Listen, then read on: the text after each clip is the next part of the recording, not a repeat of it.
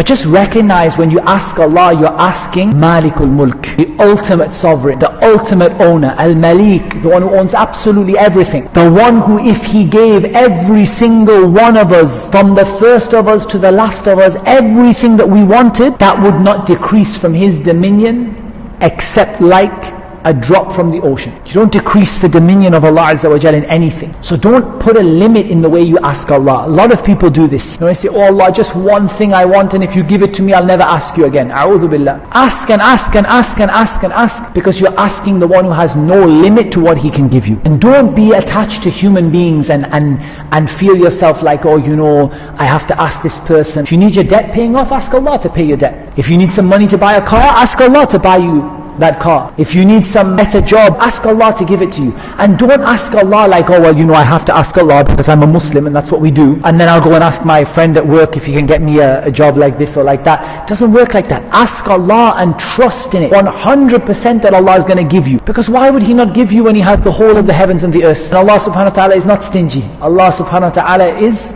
بَلْ يَدَاهُ مَبْسُوطَتَانِ. His hands are outstretched, giving and giving and giving. You can ask and ask because you are asking someone who loves to be asked. And pretty much there's no human being, almost no human being, who loves to be asked. Doesn't matter how rich they are. And Allah subhanahu wa ta'ala loves for you to ask Him. Asking Him is worship. When you say, oh Allah, give me enough money to buy a new car, this is ibadah. This is worship. Allah loves this. Allah is pleased with this. Allah loves for you to say how desperately you need Him, and Allah loves for you to show how poor you are in the sight of Allah, and Allah loves to give you. Whatever you imagine Allah to be, Allahu Akbar. Allah is greater than that.